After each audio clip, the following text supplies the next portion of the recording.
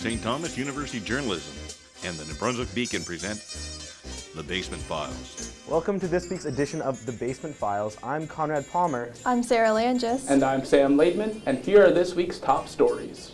Coming up, Philip Dross has a story on an interesting partnership between St. Thomas University and a Fredericton high school, which sees high school students get a taste of university life. Also, Scott Hems takes an inside look at Women's Hockey Championships hosted in Fredericton.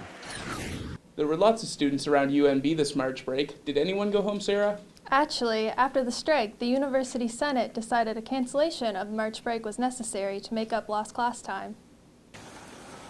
The picket line began on January 13th over wages and working conditions for the faculty members of UNB and UNBSJ. They wanted a salary equal to those of other Canadian universities of similar size. The university offered 9.5% raise over 4 years, while the Association of University of New Brunswick teachers wanted more than 23%. About 550 full-time professors, librarians, and teaching staff left their jobs until the strike ended on January 30th. Although students received a financial credit for the 3 weeks lost, a cancellation of their March break, also known as Reading Week, caused a backlash from the students. Given how the strike was really rough on all three parties, students, administration, and faculty, to salvage any semblance of our semester is really the only option if UNB wanted to stay competitive with students doing summer jobs and graduating our students on time. I was pretty neutral on it. I really didn't have any plans, so it didn't really bother me too much, even though I kind of feel for everyone that didn't get to have one. Students created a petition to reinstate their break on an online petition site called change.org. Close to 3,000 signatures were collected, but that wasn't enough to have it restored. Peter McDougall, UNB's Associate Vice President for Human Resources and Organizational Development, was aware of the students' concerns. I think it's a very difficult balance to try and find. Some students were principally concerned about maximizing the amount of education time they had received. For other students, perhaps that wasn't as much of a concern. And for some students, there was a concern that an uninterrupted period of school would be quite intense for them. Eliminating tests and due dates took some stress off the students while they continued their classes. There's basically no assignments or anything due. I could see how some students might still feel stressed about leaving just in case they do miss something like during a class or something like that. Many students watched their friends and families go on trips, and some even had to cancel their own plans. So although it is kind of upsetting people who already had plans, the faculties agreed to not have any assignments due that week or labs that week and only have lectures, so students wouldn't miss too much if they do already have plans scheduled. A number of factors went into the decision to cancel March break. A discussion made by the University Senate ultimately made the final verdict. So what they considered was the number of days that had been lost due to the labor disruption, and then they worked backwards from the date when we hold our convocations and tried to assess how many days that had been lost could be recaptured without having to postpone the commencement ceremonies, and also to try and fit everything in so that exams ended before the end of April. So it's really our only option in terms of, say, maintaining a decent end of the semester time so our students can get into good summer jobs and graduate on time. Along with the cancellation of March break, the university is extending the school year until April 17th to make up for lost class time. The New Brunswick government is looking to get back to its roots economically speaking. Premier David Alward said he expects 500 new jobs in forestry to be created by the new forestry strategy. It will allow 20% more softwood to be cut from Crown land. J.D. Irving Limited looks to benefit from the new plan. In a press release, they announced that 3 new capital investments will be coming to the province. The university experience comes at a cost for most students, but grade 12 students at Devon Park Christian School will be having a taste of that experience, no charge. Philip Drost has more on the story. Things are changing at Devon Park Christian School, or now known as Fredericton Christian Academy. Back in October, the school purchased what had been South Devon Elementary, so they could finally move out of the church basement. But there's another change coming for the school. They have reached an agreement with St. Thomas University that will allow students in the 12th grade to take a university course. Jonathan Macloon has been the principal at Devon Park for 4 years. He thinks it's a great opportunity for the students. As long as there is openings in that class and there's space, then they'd be happy to allow that opportunity for these students to participate in a course. And like I say, I mean, the opportunity to pick up really a double credit towards their high school graduation and towards their towards a university course, or that course towards their degree is an exciting opportunity. Students taking the university course will not have to pay, as the cost will be covered by St. Thomas. Carla Clark is in her 11th year teaching at the school. What do we think about? It'll give them, they'll make them more forward thinking, and make them more serious about what they're doing, and hopefully they'll be grateful for the opportunity to get an extra course. Students will be able to get a taste of a university level course and see if it's right for them. Emily Cronkite is in her 3rd year at STU. She wishes she had the opportunity students at Fredericton Christian Academy will have. Yes, I think it would be extremely beneficial because I would have loved to have had the opportunity that they have to go to a university level course and see what it would be like and what kind of expectations you'd be looking for and everything. With a new school, a new name, and now the ability to take university-level courses, students, teachers, and parents are excited about the changes coming to Devon Park. For St. Thomas Journalism, I'm Philip Trost. A group of social work students from St. Thomas University have launched an online petition. The petition is for the funding of abortions from the government of New Brunswick to the private Morgentaler Clinic in Fredericton. Currently, the government only funds abortions if approved by 2 doctors and in a provincially designated hospitals. So far, more than 2,000 signatures have been collected. St. Thomas University hosted a best-selling author and alumnus to give a talk about literature and how his Christian beliefs fit into his work. Danielle Delalio has that story. Christian author David Adams Richard opened the discussion about his work in literature at the Black Box Theatre to students. While Richard's event was based on Christianity, he was not preaching to students, rather trying to educate them on how personal morals can improve your work. No matter what you believe or how you believe it, if you're a writer, you're going to be challenged sooner or later. The idea is to not fudge it. I mean, if you believe a certain thing is ethical and moral, and that not doing it is unethical and immoral, then don't pretend that you don't think that. Say it. He was received well by students. Many took advantage of the question period, while others waited until after, hoping to get to talk to the STU alumnus. St. Thomas University was built on Catholic beliefs, but does not adhere to them much anymore. While their chapel still holds Mass, it is not promoted by the school often. The school's website does not mention it. Neither do most recruitment materials. While STU may have lost its religious center, Dylan Seeley, a fan of Richard's work, claims that his generation has not.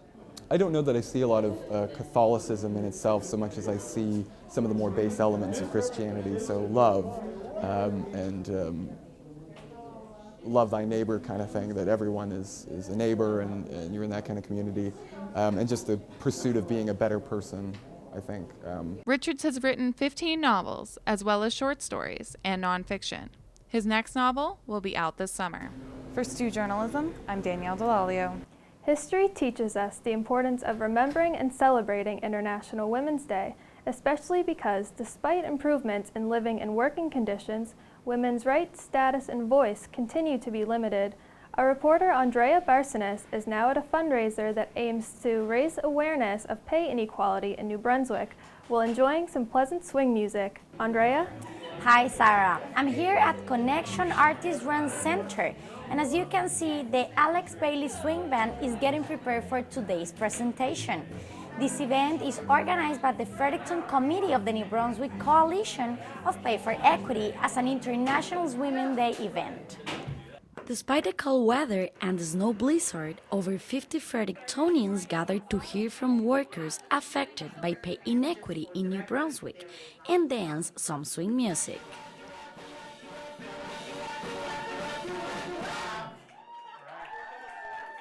Participants contributed with $10 each to support a coalition that advocates for pay equality legislation in the public and private sectors.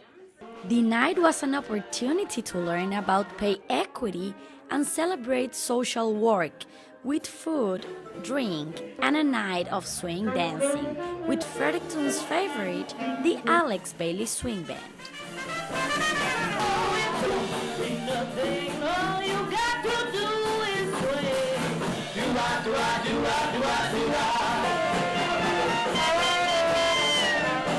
Green Party leader David Kuhn was among the crowd, showing support for the cause. Our policy is we want to put in place a living wage for everybody as well, because a lot of women, disproportionately, a lot of women are in minimum wage jobs, and those minimum wage jobs you can't live off of.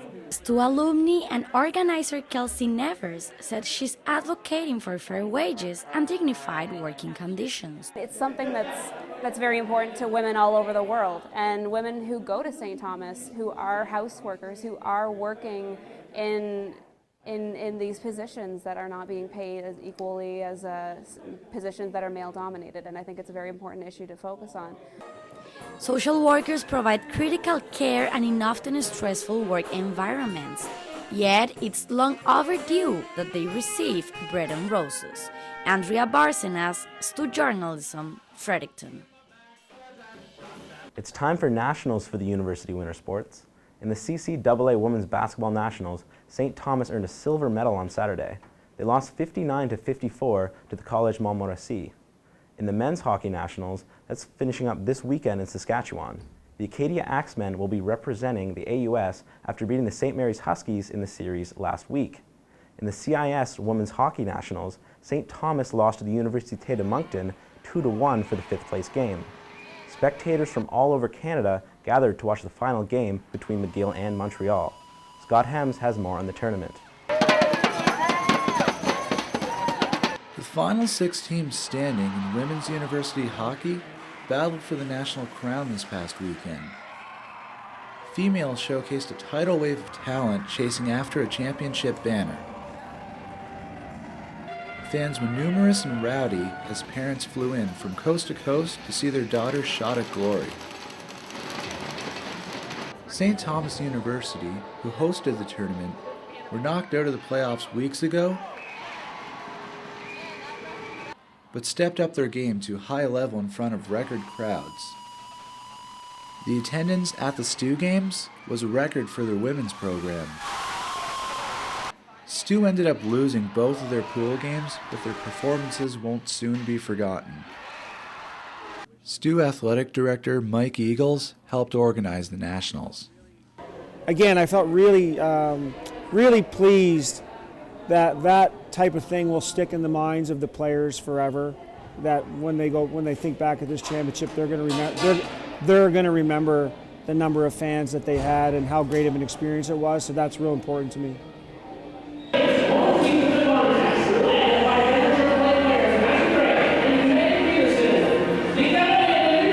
The STU women were led by head coach Peter Murphy.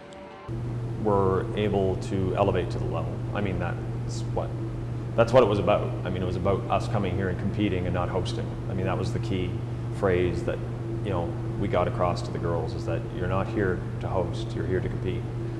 Despite their valiant effort, the Tommies were forced to say goodbye to the season and their graduating players.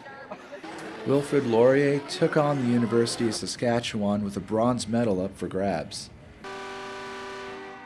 The Saskatchewan Huskies came out on top of a 6-3 win. So the 2014 championship game came down to 2 teams from Montreal, Quebec. Both teams heading into the finals undefeated. The University of Montreal had yet to be scored on before the finals, and McGill had explosive offense all tournament. McGill won the title with a double overtime goal, surviving a late comeback from Montreal. For STU Journalism, I'm Scott Hems. Homemade goods and goodies galore could be found at the St. Thomas University campus for the annual STU United Way fundraiser. Everything from handmade mittens to campus merchandise was up for grabs. Tess Allen reports. What do movie tickets, marmalade, and Murano glass have in common? All could be found in St. Thomas University's James Dunn Hall earlier this month for the Stew United Way silent auction, and they weren't alone. Everything from t-shirts to baked goods, and just about everything in between, was up for bid at this year's auction, an annual fundraiser hosted by the St. Thomas University community for the Central New Brunswick United Way.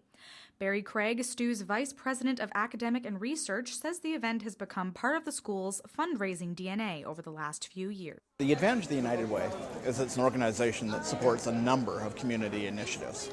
So rather than picking a single charity, by donating the United Way, you can support all kinds of organizations. Anne Hewson is a member of the United Way fundraising committee.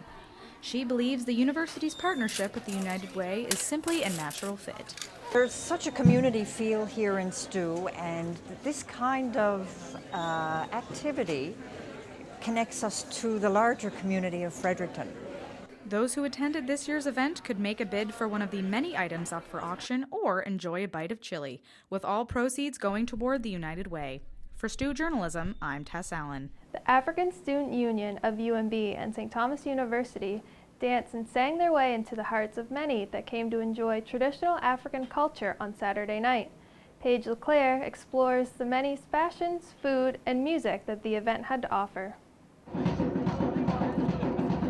This year's event, Nafasi ya Asili, means natural place in Swahili. Africa Night is emphasizing on going back to the roots and paying respect to women and men who have helped the continent of Africa grow to what it is today.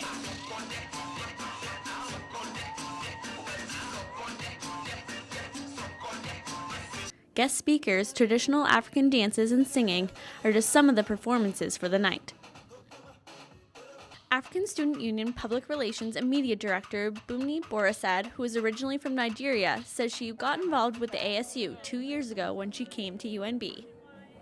Well, we really like for everyone to realize that Africa is a huge continent, and they're like a gazillion of cultures, and we just try to use this night to bring together everything and for everyone to get a glimpse at least of the beauty of the culture. Student Union President Tanaka Chanembri says she organized the event to allow the city of Fredericton to explore the different culture and experience it. Students from UNB and St. Thomas University who have traveled from different parts of Africa to go to school volunteer in performances, technical planning, and event planning for this year's Africa Night.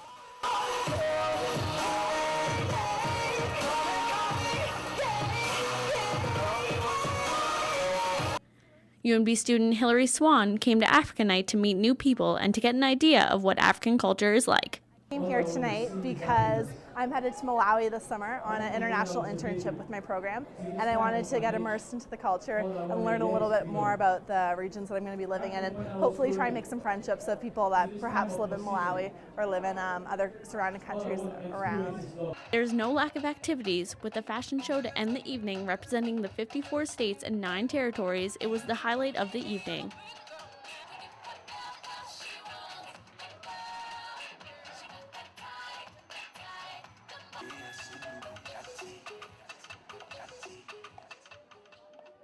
The African Student Union puts on the event every year during the month of March, close to Human Rights Day on March 24th, an African holiday to help eliminate discrimination against cultures in the community. For Stew Journalism, I'm Paige LeClaire. Thanks for joining us on this week's edition of The Basement Files. I'm Sarah Langis. I'm Sam Laidman. And I'm Conrad Palmer. We'll see you in a couple weeks for our final show.